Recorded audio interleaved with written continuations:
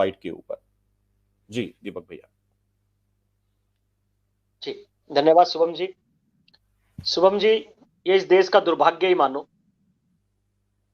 कि पूरे विश्व के अंदर भारत एक ऐसा देश है जिस देश की बहुसंख्यक आबादी उस देश की अल्पसंख्यक आबादी के डर से पलायन कर रही, घर छोड़ रही है, अपने परिवारों को छोड़ रही है और त्राही माम करके चिल्ला रही है कि हमको बचाओ, हमको बचाओ। हमारे मंदिर तोड़ दिए, हमारी गौ माता की हत्या कर दी, हमारे घरों पे कब्जा कर लिया, हमारी बहन बेटी को लव जिहाद में फंसा कर ले गए। शुभम भाई, पूरे विश्व का एकमात्र ऐसा देश है भारत जहां ये सब चल रहा। और हम लोग रोज कहते हैं कि जहां जहां आबादी घट रही है वहां क्या क्या समस्याएं आ रही हैं, ये सबके सामने है। हम सब लोग, जितने भी हम साइबर सिपाही परिवार के सदस्य हैं, पूरे भारतवर्ष ही नहीं पूरे विश्व से हमें साइबर सिपाही के साथी देखते सुनते हैं। एक काम आज आप लोगों को देता हूं, सूची बना लीजिए। आपके आसपास के जो भी इलाके ऐसे हैं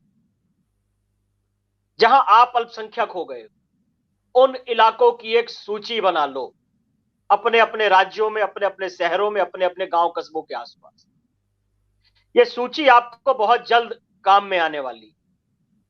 ये जो आप इलाकों की जो सूची बनाएंगे, यही वो इलाके होंगे जहां सबसे पहले आगाज होगा इस देश को जलाने का। तो ये सूची यदि आपके पास होगी तो पुलिस प्रशासन, शासन व्यवस्था के सहयोग से आप उस आगजनी को, उस सारी गलत कार्य जो होने वाला उसको रोक सकते हो और अपने आप को संगठित और मजबूत कर सकते हो। अन्यथा स्थिति आप देख रहे हो मध्य प्रदेश की क्या हुई। मैं नमन करता हूं वहां के गृह मंत्री नरोत्तम मिश्रा जी को, जिन्होंने बहुत दबंगाई के साथ जो मैसेज दिया। शुभम भाई, उससे एक कदम और आगे की मैं आपको बता देता हूं, आपने ही पढ़ लिया होगा।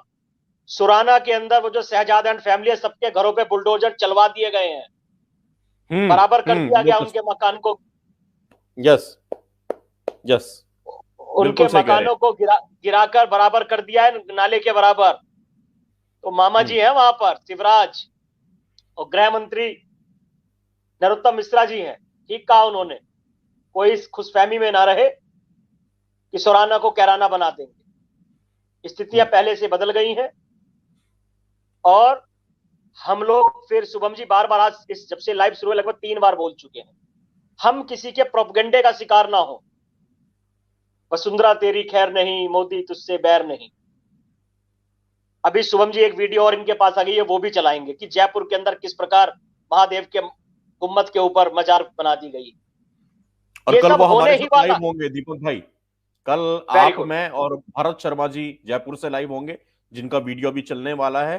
तो कल जी, जयपुर के वो साथी हमारे साथ साइबर सिपाही पे रात को 10 बजे लाइव होंगे। जी दीपक भैया जी। Very very good.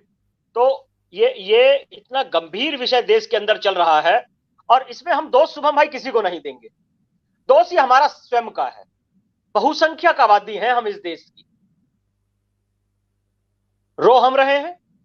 जिस 100 करोड़ आबादी का प्रेशर पूरे विश्व पर होना चाहिए था, आज वो अपने घरों को नहीं बचा पा रही है, अपनी बहन बेटियों की रक्षा नहीं कर पा रही, अपने मंदिरों की रक्षा नहीं कर पा रही है, अपनी गौ माता की रक्षा कर नहीं पा रही है। ये हम लोगों के लिए डूब मरने की बात है। कब तक? अभी नूरपुर टप्पल था, अब सुराना हो गया। बिल्कुल ठीक कहा ये मेरे भाई ने, बिल्कुल टिकटॉक कॉपी है ये नूरपुर टप्पल की। वहां भी ये स्थिति थी, जब हमने कहा कि लाइव आएंगे, उन्होंने पहले हामी भर दी और शाम को उन्होंने कहा कि हम जुड़ नहीं पा रहे, हमारे प्रेशर है पुलिस का।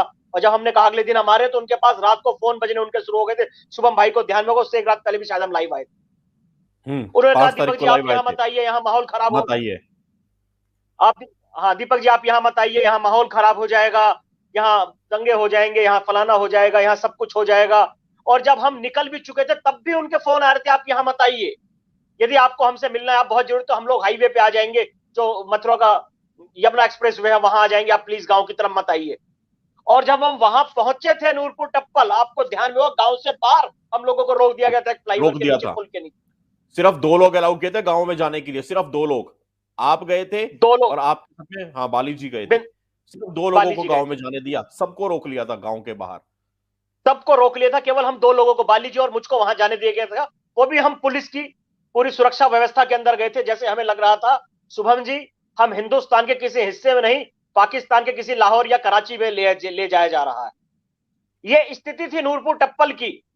पर आज जब दीपक सिंह हिंदू, साइबर सिपाही विनोद आजाद, महाराज जी, स्वामी जी जैसे लोगों ने वहां जाकर मुहिम को खड़ा करा और साइबर सिपाही परिवार के लोगों ने पूरी ताकत दिखाई, शुभम भाई आज गौरव की बात मैं कहता हूं, नूरपुर टप्पल का हर नागरिक, सनातनी नागरिक अपने नाम के आगे हिंदू लगाता है। यह है साइबर सिपाही परिवार की ताकत। और अभी 4 तारीख को वहां पर उस भव्य मंदिर का निर्माण हो गया है। मैं नहीं पहुंच पाया था किसी कारणवश, शुभम भाई तक भी सब सूचना थी, सारी बातें हम लोगों की चल रही थी आसपास। और 5 तारीख को फिर वहां पर है कार्यक्रम, अभी 5 फरवरी को, जिस दिन बसंत पंचमी का दिन होता है। भव्य मंदिर का निर्माण हो गया है आप लोगों के साथ, सहयोग से, आप लोगों की ताकत से।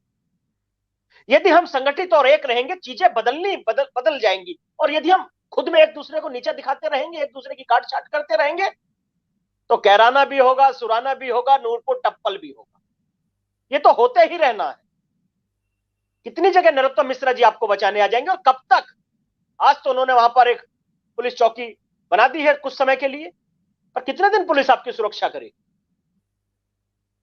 खड़ा तो आप लोगों को ही होना होगा। बहन बेटियां तो हमारी रहती है, और हम उन घरों को छोड़कर चले जाएंगे क्या?